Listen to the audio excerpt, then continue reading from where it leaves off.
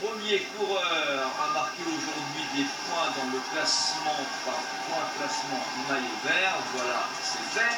Avec un petit V. Alors, de la victoire, non, mais voilà, il est obligé de demander aux spectateurs de s'écarter.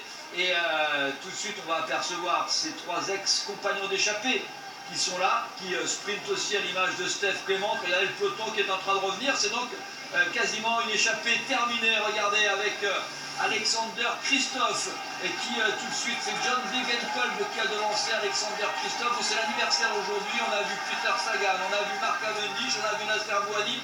Bon, c'est très clair hein, pour le maillot vert, c'est très clair pour la victoire d'étape aujourd'hui. C'est sprint qu'il y a.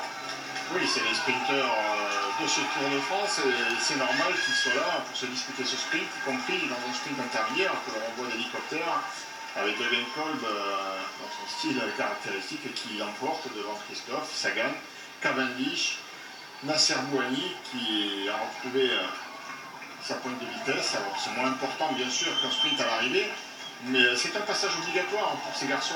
Si on veut remporter le maillot vert, on est obligé de faire des sprints intermédiaires, on ne peut pas passer outre. Il y a trop de points d'attribuer, alors aujourd'hui il y a les 4 hommes devant eux, mais pour le cinquième c'était déjà quand même 11 points.